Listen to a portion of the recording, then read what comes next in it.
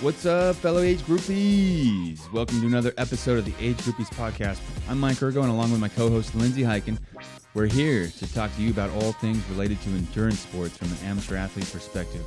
We talk about how to have fun along the way and make the sport a little less intimidating. You all can follow the show on Instagram at Age Groupies, join the Age Groupies page on Facebook, and look us up by name, Lindsay Hiken and Mike Ergo, on Strava. If you have any questions, comments, or topic ideas, feel free to email us, agegroupies@gmail.com. If you guys like the show, please leave us a rating and review on iTunes or those other places people get podcasts. All right, guys, enjoy the episode. Let's get to it. I want to talk to you about UCAN Superstarch. UCAN is what I consume on the race course and for long or intense training sessions. Now, it's different than any sports nutrition out there because they use Superstarch. Superstarch is a complex carbohydrate that doesn't spike blood sugar, delivering a slow and steady release of glucose into the bloodstream. Stable blood sugar provides steady energy to both the muscles and the brain and controls cravings caused by blood sugar lows. I recently used this to complete the Pandemic Man 70.3 using only UCAN, and let me tell you guys, I was surprised by how well it worked, pleasantly surprised. I didn't need to use any gels, anything, just UCAN. And I felt great. I didn't feel bloated, didn't feel hungry, didn't have any of those intense cravings I get on the race course a lot. So I want you to try it out too. Learn about why you should fuel the pursuit with UCAN and save 10% on all your orders by using the link in the show notes. Thanks.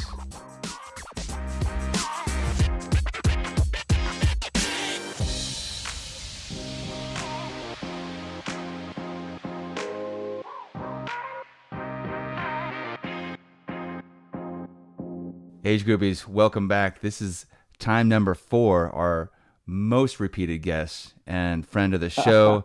Glad to have him back after a phenomenal 2020. Probably killed it harder than anyone else that I know. Is Eddie Kenney, man. Welcome back, brother.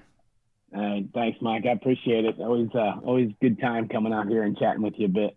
Dude, yeah, you had an awesome 2020, and I can't say I had a pretty epic one myself. It's I think like most of us, we were bummed out about races being canceled, but dude, you managed to stick to your guns and, dude, race 26 half Ironman distance races, and you capped it off in Daytona, right? That's right. Yeah, it was. I was really happy to have at least one actual race get on the calendar, and it turned out that Daytona was my one and only sanctioned race out of the 26. So it was a nice way to finish up. Surreal. For sure. I bet, man. I loved seeing you there at the finish line. That was so cool. Yeah. What was it like? I don't know if we talked about this before, but what was it like having your last race be a sanctioned one, and all of a sudden having other people around you and like a whole event? Yeah. Well, I mean, leading up to it, it was hard to get into race mode. Mm-hmm.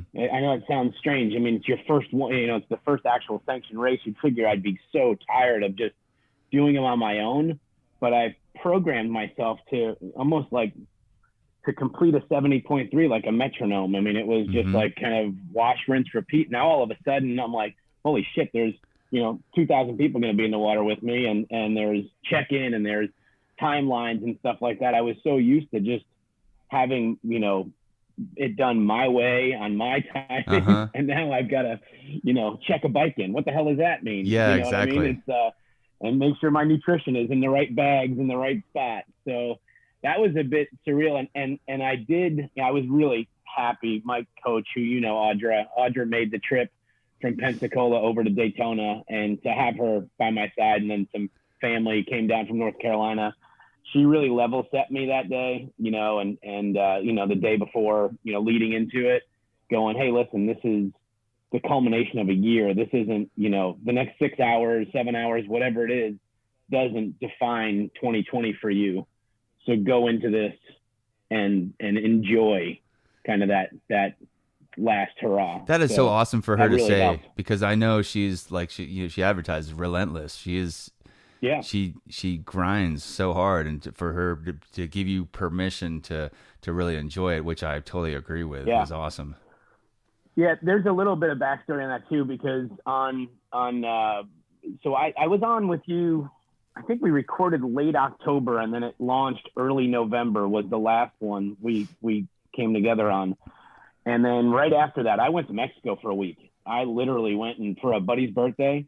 And I mean, I'm still training as much as you can train on a resort, during COVID, but, running and swimming and stuff like that. But listen, there's a little known fact about those resorts in Mexico. They do serve tequila at 10 a.m. and I did have. So imagine this. I just got done with a run. It wasn't a long one, but it was a run, humid Mexico run. And I meet my buddies at the beach, and we start screwing around playing Frisbee, and I tear my hamstring on November 7th, 8th, somewhere right around there. And, Mike, when I say tear my hamstring, it was purple, black, and blue torn. Oh, playing Frisbee. And playing Frisbee, yep. I like to blame it on the Frisbee. Do I think I can blame it on, Don Julio? Yeah. But in all seriousness, though, I got back to my room and I knew something was wrong. I'd always had, being an athlete, growing up and stuff like that. I've had that injury before, and I knew immediately what it was. And I also know how long it takes for something like that to truly recover and heal. Mm-hmm. So I beat myself up for a good couple of days, and because I was getting back from Mexico, and then the following Saturday, 5 days later, I was supposed to do number 25. And I remember talking to my coach, and she's, her first thing as a coach is like, hey, listen, this challenge is 26 races in 52 weeks. It's only November 9th or 10th or whatever it was. We can pause. Let's recover. Let's do number 25 and 26 the last week in December, and you've met your challenge, and we're good. Mm-hmm. And I know that makes sense on, in the textbook, that makes perfect sense. But fuck that. I had my schedule. Yeah. And this is my fault. I mean, I went and did this. So it landed on the week of Veterans Day. And I got to thinking to myself, I was beating myself up one day, icing my leg, trying to get things right. And I said, you know what? We've got an opportunity here. This whole thing is wrapped around, keeping our focus on our veterans. In my case, it's around the veterans, living with PTSD and being partnered with Kingdom. But, as a whole, this is about keeping the focus on our veteran population. So it's a torn hamstring. Give me a freaking break, suck it up and figure it out. So on that following Saturday, I think it was the 12th or 13th, whatever the day falls, on number 25, I went out and I swam with buoyancy shorts, so no kicking. I clipped into my bike for a 56 miles Zwift ride with a slipper on my left foot and a clip in on the right. Nice. I did 56 miles on the bike. And then I loaded a backpack with about 25, 30 pounds. I put my boots that I wore my last day in the military in the backpack with some weight. I carried my flag just like you do. Hell yeah. And I did a 13.1 ruck with a torn hamstring. And man, I'll tell you what, the slowest one of the year by far, but probably the most rewarding, because it did bring everything kind of back to center on what I was doing it for. And, and my decision put me in a position to have to do and to have to draw from deep to get it finished. Yeah. And I did it. Well, I love the tie-in too. I think in a way, had you not gotten injured, you wouldn't have had the necessity to pause and really reflect and think back to your original purpose for doing this. So in some ways, I mean, as messed up as it sounds, like this injury worked to your benefit. Absolutely, dude. Absolutely. And it also gave me, so now I had a couple of weeks, 2.5, 3 weeks, which included Thanksgiving, Mm-hmm. so you're not, you're eating a little bit differently and stuff like that. So to stay focused through that and work on recovering from the injury, and then to show up in Daytona, I think it was easy for me, and Audra probably sensed this, that I wasn't physically in a position to really go out and do like a sub-6 70.3. Mm-hmm. See, it just wasn't in the cards for that day. Race day was great. The people at Challenge do an amazing job. I mean, I've been fortunate to race Challenge Ross and now Challenge Daytona, and this is no slam against the Ironman folks. Those guys are putting on fantastic events as well. But the family environment of challenges, it really does remind you of that local race director coming up to you and patting you on the back before you get in the water, telling you it's going to be good. And you get that sense the whole time the people over there are just doing some great work. Yeah, I've heard a lot of good things about Challenge, and I'm excited to do my first one. You know, whether that's later this year or not, but join you maybe out in Daytona, because all my interactions with the Challenge people, shout out to Jillian, have been awesome. Yeah, Jillian and I talked up until the race and beforehand. Yeah, her and her team just did a wonderful job. And I mean, listen, again, this isn't, you know, to pull aside one way or the other. I think it's fantastic, given these elite professional athletes through the PTO an opportunity to get paid to really put their stuff on there. And I'll tell you what, man, ride your freaking bike on the track. That looks awesome. Look at the 45-degree turns. Yeah. It's something else. It is something else. Yeah. So it was really, really a good day. Well, I think, before we go too far off topic, I think it's just good to have Challenge back in the U.S. because anytime there's competition, you know, it ups people's games. So it's, I think, good for everybody. Yeah, for sure. Yeah, it was a great event. I will say the last, to put a bow on number 26, the last half mile or so, and you know, my run, my day was just one of those days. You know, things just didn't click.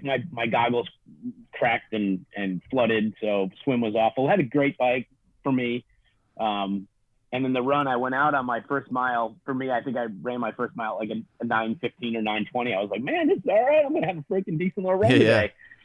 And then I stretched it out for like the first half mile of mile number 2, and my hamstring, you know, just kind of gave me that little tinge. Yep. And I was like, nope, not today. So I spent the next, you know, hour and 30 minutes just meeting people and talking and explaining. I was wearing my 26 and 52 shirt, so people are asking me, you know, what it's about and everything, and just had a freaking fantastic end. And that last half mile, though, coming in and realizing that there's nothing in Training Peaks tomorrow. Oh, wow, yeah. Is a bit surreal. So I wanted that last half mile to last as long as possible. Yeah, and then tell us about, you know, what you did at the finish line. Well, I had some friends there. My coach was there, and my nieces and my niece and nephew, Emmy and Eli. They printed out 26 and 52 on big poster board. So I came across the line. I heartfelt snapped a salute for the finish of my 26 and 52, as I remembered, you know, the people that I was doing this for. And then I did one of those little board drop things with the 26 and 52 signs that my niece and nephew made for me. So it was a nice little culmination, and I'm putting together, you know, a small little memory board of the year for me, and you know, kind of a time lapse little photo collage of that. It was great. Yeah, it was great. That's one of the benefits of coming in so late, is not a whole lot of runners coming up behind you. So I had plenty of time. On the carpet to do it. Exactly. That's how I felt in Hawaii. Yeah. I'm like, great. You know, like it's. I got all the time in the world to celebrate. You get your money's worth, right? That's right. That's right. Now, so having done 26 and 52, you figure like, okay, one and done, let's get back to normal life? Or are you thinking bigger and better? Or is your mind spinning on what to do next? Yeah, no, that's good. And it did. I will say, and James Lawrence talks about this in his book and on his audiobook, after he finished the 50-50-50, he talks about a little bit of you go through a little bit of a depression after, because I can only imagine there's nothing on the calendar, and you're like, okay, you know, I was a little disappointed. I've overcome it, but I was a little disappointed in fundraising amounts that I did in comparison to my goals, and that's COVID related. I mean, I didn't have the chance to market correctly and all that. You should have known there's going to be a global pandemic, dude. You should have known there's going to be a pandemic. Right? You should have known that 2020 was going to be the COVID year. I went through all of those kind of degrees of guilt and depression for a couple of days. I mean, I'll be dramatic here. And then I snapped out of it, and I go, you know what? I'll tell you a funny story in a second. But the pandemic did one thing. It canceled all my races. So I have, I think, 7 or 8 race registrations that I bought and paid for. So nonetheless, 2021, I've got a full calendar. Yeah, that's nice. Whether I choose to do them all, I mean, I don't know. I mean, it's, you know, there's PTO at work, and there's budget, and, I've got a 15-year-old son that we have, we're planning a big trip to, Patrick and I are planning a big trip this year. So I'll do some stuff. Lake Placid full is my A, and that's what Audra and I are really training for. That's awesome, man. Everything I've heard about Placid seems like that's like a bucket list race.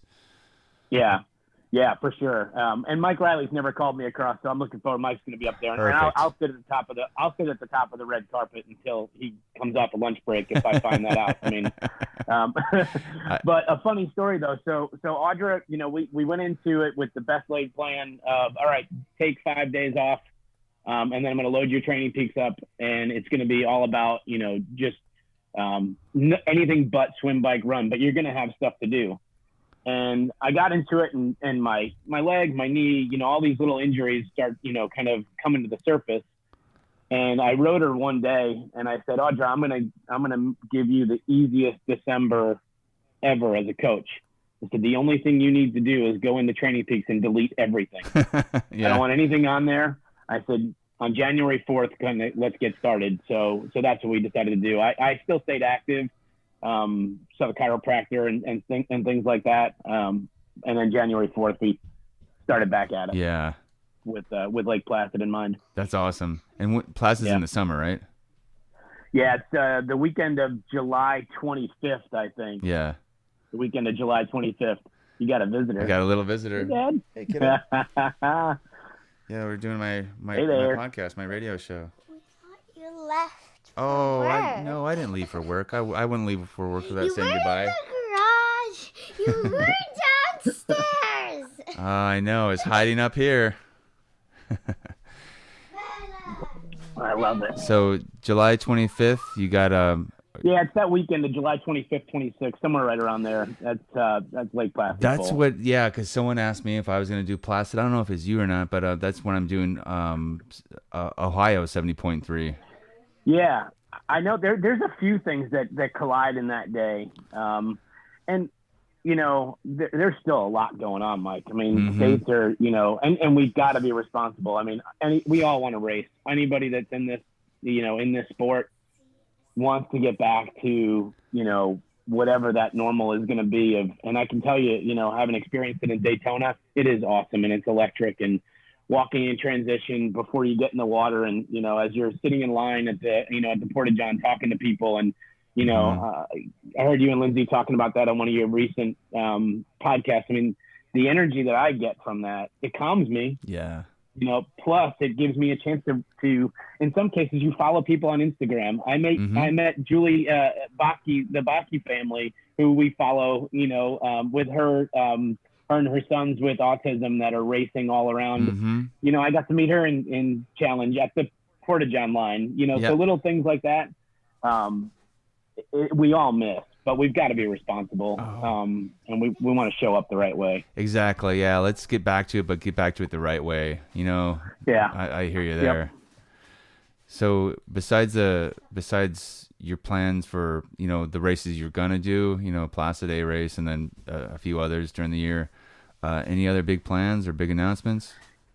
Well, yeah. So I went into 26 and 52 and I built out the website with this specific challenge in mind.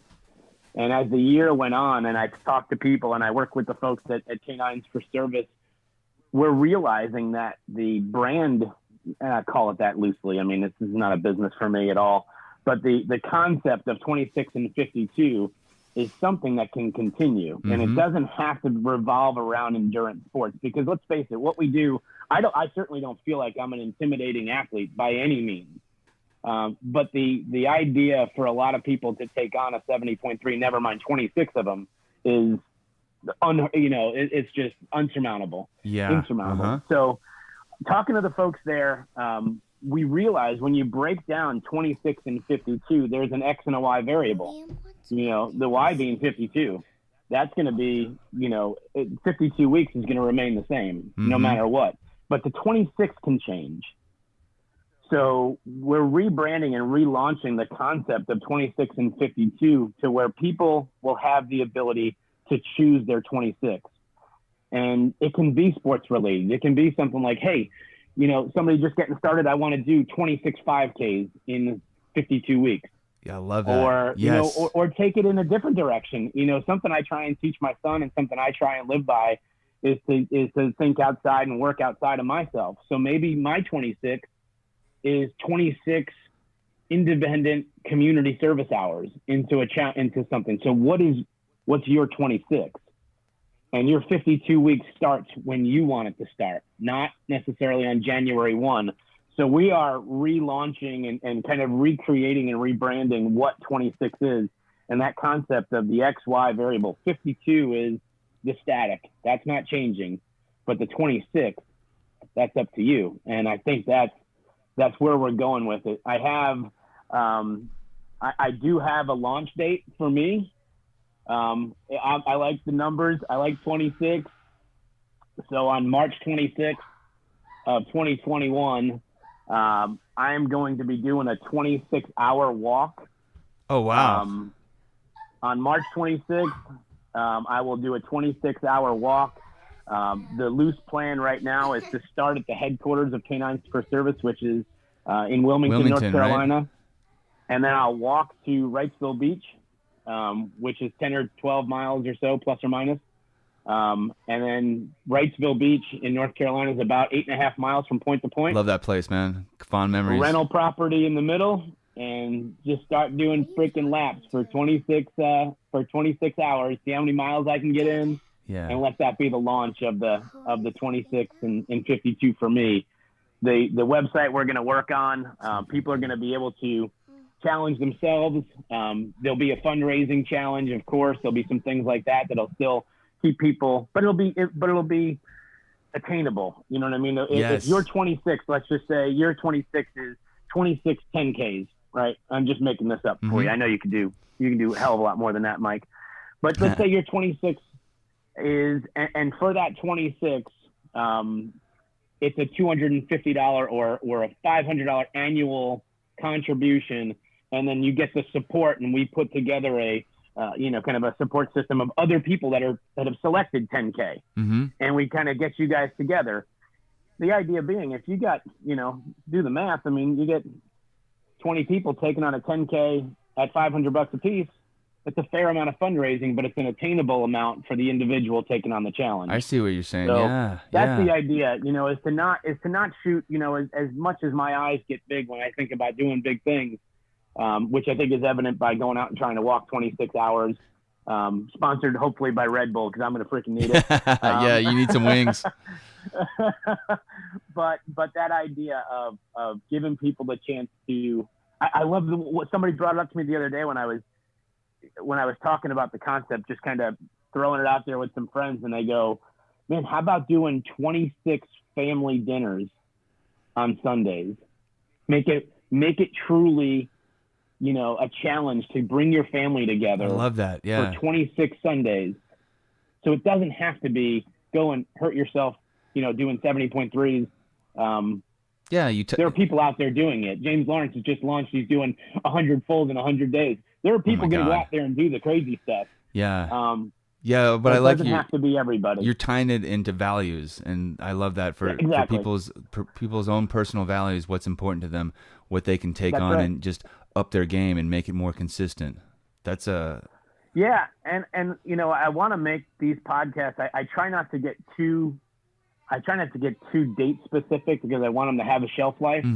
But man, it'd be hard, on the 12th of January to not consider the last week of events in our country. Yeah. And if there's ever been a time to recenter on what's important and participate and check your morals and check your kind of your family fabric and really work towards that, because this stuff will be contagious. If you're doing good things and your neighbor sees you doing good things, they're going to do good things. And it may sound pie in the sky. It may sound a little corny, but I'm a big believer in that. You got to. Yeah. Because, I mean, we imitate the people around us, whether we want to or consciously or subconsciously. So if you could be that one positive person in a circle of people who don't have much hope, and all of a sudden they grasp onto something. I've been amazed by how many people I've heard tell stories like that, where one little thing someone told them, or one little aside, comment, or thing they observed that the person who performed that act might have seen as trivial, inspired someone to change their entire life. So we never know. I've had it firsthand, and I'm sure you have too. I mean, you get a lot. I mean, there's some great pictures and stories about you and how you've gone into the sport. And I'm sure people have stopped you, at a race and just pulled you to the side and said, Mike, you have no idea, but this is what you've done for me. I know in my little world in this, which has all been virtual, because of the pandemic, I've had, individual emails or personal emails sent to me going, Ed, because of what I've seen you do, I've done this, and this. Isn't that a cool feeling? And you're like, it brings tears to your eyes when you have it happen, because man, it is a lonely place when you're out, riding your bike 56 miles in March with nobody around you, and you're wondering, what the F am I doing this for? Yeah. And you get that and you go, that's why. Yes. That's why I'm doing it. Oh my God. It's like lifeblood. It's like drinking a Red Bull. Yeah. That shot of just like motivation. Oh yeah, for sure. Yep. And I mean, listen, the support systems all have to be there. And without my friends and family, without having, an employer that, is supportive, and you know what I mean? Without all that stuff, this stuff's not possible. Yeah. So, I like that idea. And I think that everyone listening, should take this on, and we'll put links in the show notes. Go check out the show notes, and we're going to link to this, how you can be part of this. And also, I think the website, I'm going to hope to have the website with the new twist. We'll have stuff from last year on there to still kind of archive to see, and some fun stuff there. But I think the new rebrand, I'm hoping, I will certainly say by, a month from today, if not earlier, it'll be kind of revamped altogether with the new concept of 26 and 52. What's your 26? I like that. Yeah. Great. Because I think, everyone listening, one, should take it on, and two, check in with your family about something you can do. Because I've already got, ideas in my head of taking my kids fishing 26 times, or doing something of, that includes them. Because, is anyone who's an endurance athlete knows our sport can easily become a selfish one, and can be a thing where we're away from the family. But if we find something like that, and you find your life in that kind of balance, let's add something in, where you include the family. Maybe it's 26 5Ks with your kids. Yeah, no, I think and we'll have my plan, at least my vision, being a banker and not a tech guy, but my plan is literally a drop-down box, and we'll have some suggestions, and that's what's going to drive into putting those, those groups together for support systems and stuff like that. But then you'll be able to fill it in and offer up your own, and then people can join. So I feel like we can build out a community, on this, with all positive. Too much negative crap going on, dude. Way too much negativity. So what I love about people like you, Eddie, is that you bring that positive light, and it's just fun. It's just fun. It is. That people see I think people outside of these things see the hard work and like maybe the physical endurance and the suffering, but I think what I see is the fun of it, like the fun of seeing people inspired, seeing people light up, seeing people like have ideas in their head of what's possible for them. Yep. And the byproduct of it, I was afraid to go to the doctor last year, because I just figured they were going to tell me to stop doing stuff because I had all these aches and pains. Yeah. And, the byproduct of being physically active, my doctor, listened to my heart. He goes, man, that's a metronome. He goes, you are, and granted, I've got, I'm carrying, probably 5 to 10 extra pounds than I was when I was in the middle of it, but that'll go away pretty quick.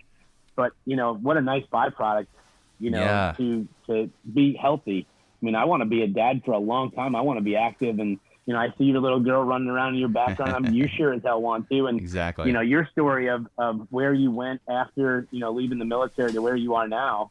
I mean, it's amazing what the sport and what this kind of community can bring us. It's a cool community too, because I think the most unexpected time I talked to somebody who saw my story was when I was racing in Xiamen, China, and one volunteer is like, speaking English was not his first language, but he was letting me know. He's like, "Yes, you are the guy with flag. Thank you." You know, it's like, isn't that something? And I saw a Canadian out in the race course. He's like, "Hey, man, love what you're doing with Iron Man. Keep carrying that flag." And you know, of course, that was a little easier because we were, you know, one out of maybe like 20 Guaylos out there. You stand out a little bit. I don't look like your average Chinese citizen. Yeah, right. You got a ginger carrying a freaking an American flag in China. Yeah. I got you. But you know, we got a great community, and I'm excited to pump this out with you. This is gonna be a fun thing. I'm excited as well, and the people at Canines for Service are really doing selfless work. I mean, I get all the links and I get all the bio stories of the veterans that are getting assistance, you know, from them, and man, it is just fantastic work that they're doing. Well, it's a special thing. I've seen, you know, my clients at work who have service dogs and what it's done for them. You know, people don't, I think, fully grasp how important a service animal can be. You know, we see guide dogs for the blind. We see them, and that makes sense. But we don't see, like, I can think of a client I had who is now able to go into stores in public or go into buildings because service dogs that help people with PTSD are trained to go look at the different rooms and kind of clear a room for somebody to let them know it's safe, and they're able, their quality of life goes up so much more, able to participate, and the focus becomes on the dog, so it's not as intimidating, and it's just a great way of living for people who struggle with PTSD. I remember when I was doing my due diligence and selecting, you know, what organization I was going to raise funds for, I went down and visited the folks at Canines for Service, and I was told a story about a gentleman who just had a dog placed, and when he was down for his 1 week orientation with his service animal, night one he goes back to the hotel with the dog, and he slept for 6 hours straight that day. The next day, the wife was telling the organizers of the group that since he had been back, which had been nearly 5 to 6 years or so, he had only had at most about 120 minutes of sleep in a row. And on night one, with that dog snuggled up, because that's what they trained him to do. They knew what his condition was, and they trained this dog to give him that comfort. And he slept 6 hours on the first night. Yeah, and then getting that of sleep is priceless. He gets to be a husband again. Yeah. He gets to be a father. He gets to do all those things that he couldn't do. I mean, hell, I'm in good shape, and when I don't get my sleep, I'm a jerk the next day. Oh yeah. Never mind the other. So, yeah, that was one of those stories that when they told me that, I go, man, I don't know that I really knew the immediate impact. I figured it was a camaraderie, companion thing, but there is a medicinal purpose. Yeah, exactly. The animal, so it's good stuff. Not to mention, you know, a lot of these organizations are going to the kill shelters and saving dogs. I mean, what the hell's wrong with that? That's a pretty decent byproduct as well. Exactly. No, it's a cool thing. You know? And both of us being involved in the service animal world, we know just how important that companionship is and what exactly it does. And I'm sure even I don't know the depth of it, but I know enough to know that its impact is much more than just having a buddy around. Yeah, absolutely. Yeah, for sure. So March 26th. March 26th. Hey, listen, the idea on March 26th specifically, and I've reached out to my teammates on the Wadi hit squad and the elite team there, asking if anybody wanted to participate. I just kind of I lobbed a little bogey out on our closed site. And I had like 40 people going, hey, I want some information. So, yes, man, I'm hoping that we've got satellite walks happening all over the country that day to go out and you know, it doesn't have to be 26 hours for everybody. I mean, it could be 26 miles. It can be, you know, whatever. But man, the sense of excitement around these things. I think sometimes when I conjure up in my head, I think I'm the only one that's going to think that's kind of cool. Yeah. and then you throw it out there and you're like, oh shit, there's a bunch of other crazy people out there too. So, there's other people who are into this stuff that it's like, sounds like a terrible idea. What time? Let's do it. Exactly. So, so starting, I'm hoping to start in basically at sunset, get the hard hours out of the, get the dark hours out overnight, That's and smart. then let the sun rise, and then finish up on the 27th at sunset is the concept. That's So- I love that, and you're doing it in a beautiful place. I remember I have so many good memories of Wrightsville Beach and It that area. can be beautiful, but man, if it's stormy, it sucks. Yes. And we'll see about that. But so I'm really looking forward to getting this. Once obviously that this podcast launches, we'll get the website up and running. Certainly, always put 26 and 52 and all my contact information in the show notes, and people can reach out to me directly on it. And I would love to. I mean, imagine having 30, 40, 50 people across the country on the 26th of March, taking part at whatever level they want to. Yes, exactly. Yeah, well. And I'm doing it with the flag too. So Good. I'm stealing from you. So I'm going to have my flag with me Hey, the whole time. it's all over our flag, man, and it's it's nothing original I came Agreed. up with. So it's awesome that to see you carrying the flag, to see others carrying the flag. It's a good thing, and I think now more than ever we need to carry the flag and have a positive message behind it. So I'm more than happy to see you do it, man. Yeah. I had somebody the other day in the midst of the nonsense that was happening in the Capitol. I had somebody, a friend of mine, made a comment about how the flag in that moment seemed to have a negative connotation, and she wasn't saying it, to be controversial or to take that stance, but more of a sadness going, man, the actions of a few, to be that impactful, to put a negative connotation on our flag is just, it really hit me. It was really pretty sad to hear that. So I want to make sure that never happens, that there's so much good comes under the shadow of that flag, that I want to make sure that it stays out there as our forefront symbol for sure. I'm with you, brother, and that's a good way to go out on this. So, Eddie, we got obviously everyone check out the show notes. We'll link to how they can follow you too on social media, and let us know how we can support you in this. You're not just saying that. Let us know how we can be a part of this and support you outside of just taking this challenge on ourselves. So I'm excited, man. Yeah, I am as well. Thanks, Mike. I appreciate it. Well, we've had you on 4 times, and we're going to have you on a 5th. I know that. So we'll look forward to the next time. Maybe on let's do the 28th of March. Let me get a day's Yeah, exactly. Rest. Get a day's rest and an ice after. bath in there. Yep.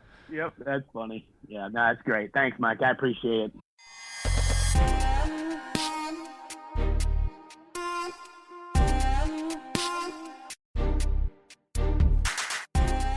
Alrighty, that concludes today's episode of the Age Groupies Podcast with me, Lindsay Hiken, and my co-host, Mike Ergo.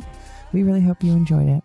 You can follow the show on Instagram at Age Groupies, join our Age Groupies page on Facebook, and look us up by name, Lindsay Hiken and Mike Ergo on Strava. If you have questions, comments, or topic ideas, feel free to email us at agegroupies@gmail.com.